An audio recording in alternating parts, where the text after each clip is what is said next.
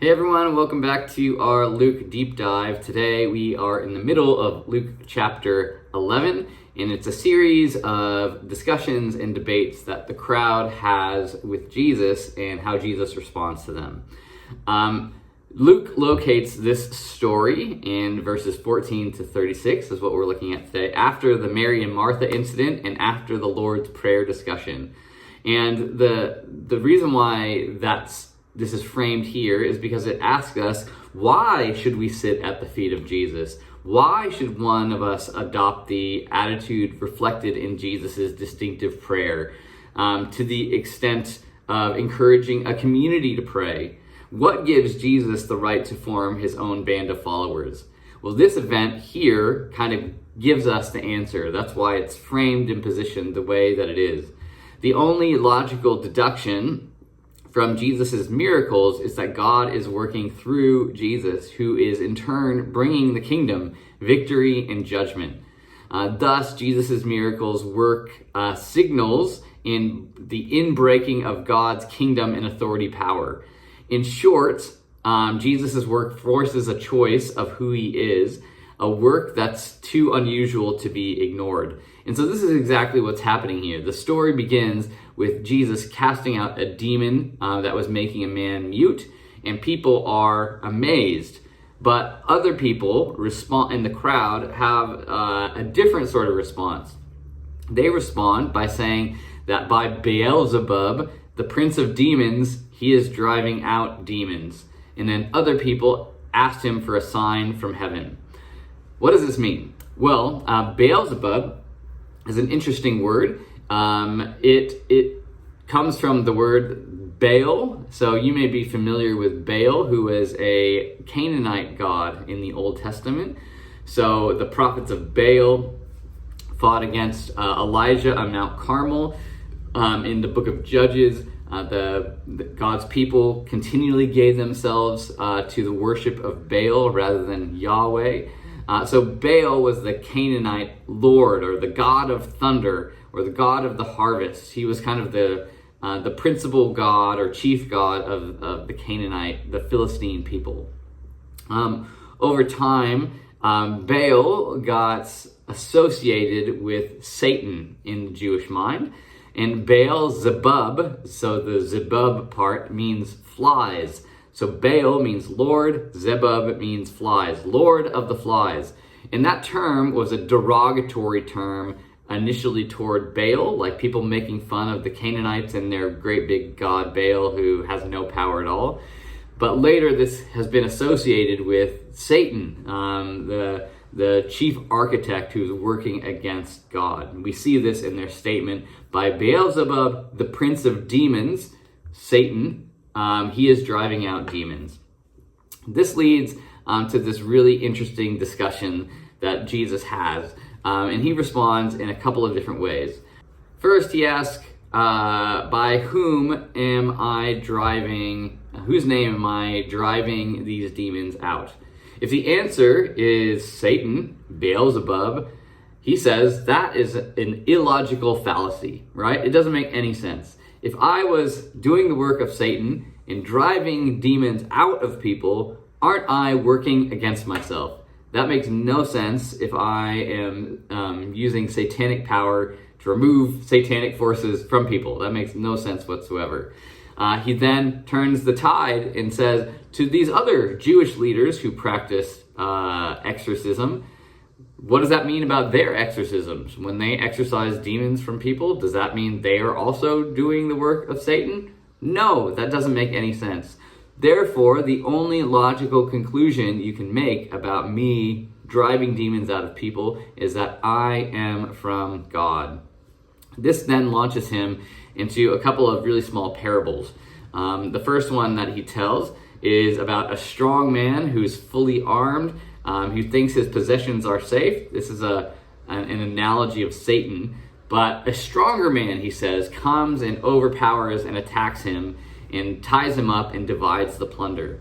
This is Jesus talking about himself, that Satan is the strong man, and Jesus has come in and he's taken over Satan's authority and kingdom, and he's bound him. He has power over him. which then leads him to this saying that whoever is not with me is against me, and whoever does not gather with me scatters. Popular debate and skepticism are raging here over Jesus. Some people acknowledge what has happened, but attribute his work to Satan. And Jesus raises this objection: how can Satan work against himself and have his kingdom remain?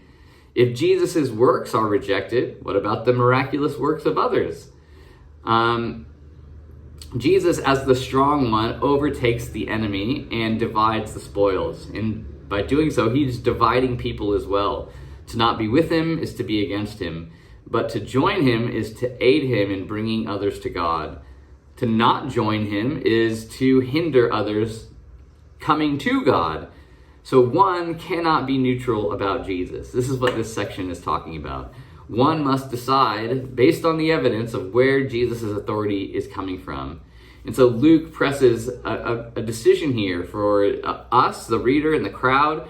Sitting on the fence is an option that we can take in response to Jesus. But one really cannot be agnostic about him, for agnosticism is a decision against Jesus.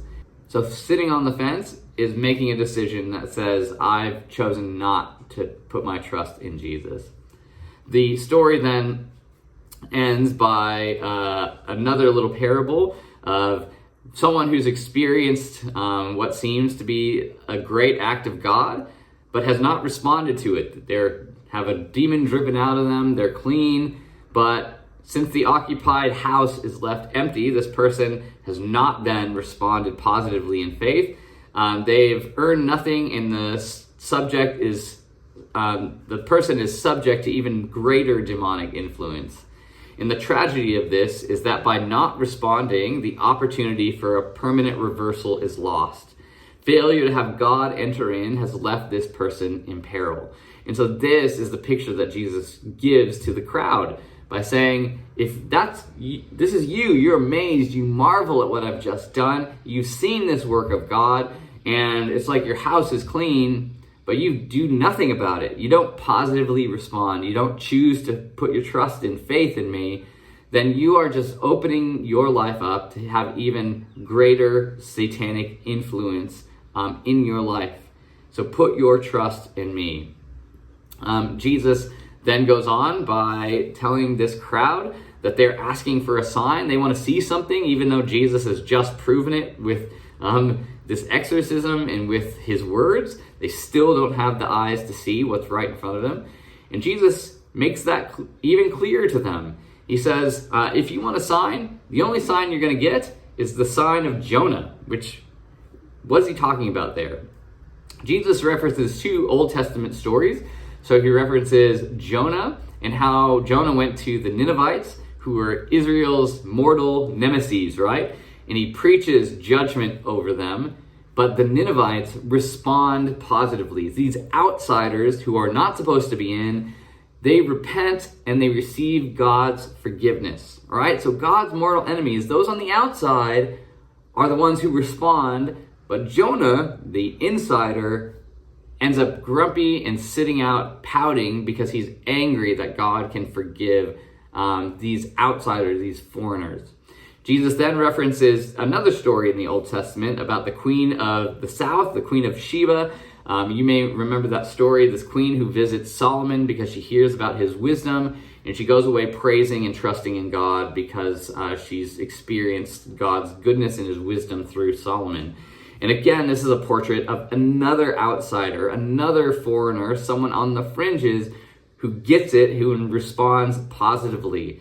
And Jesus says, you people who are on the inside, who should know better, who know the most about who God is, you know his word, and yet that's right in front of you. You see what's right in front of you, and you're not responding. And so instead, God is going to bring these people on the outside in, these foreigners, these rejects, the outcasts, the people that, the poor, the people that you disregard. They're going to respond, and you're going to miss out.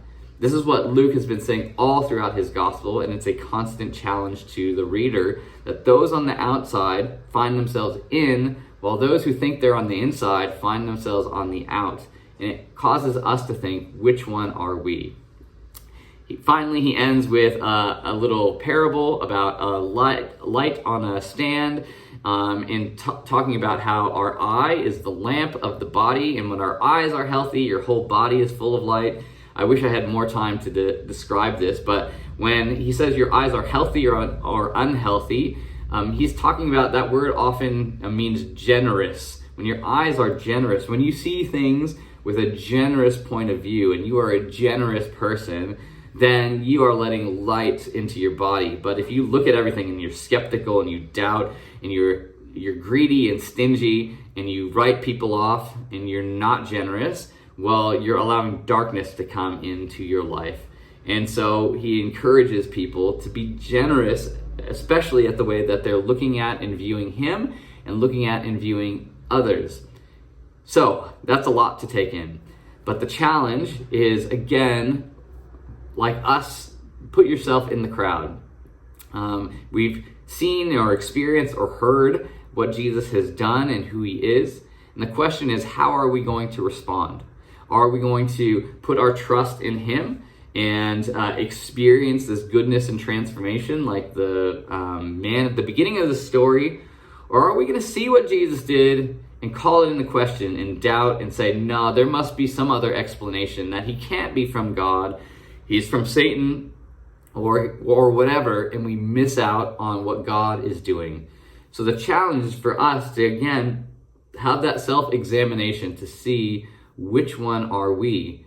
And if we find ourselves not responding to Jesus positively, ask yourself, why not? What are the challenges or holdups that are preventing you from fully putting your trust and faith in Jesus, who is the one who God sent to bring about his kingdom, the Messiah? I'll leave you with those thoughts, and we'll see you next time. Bye.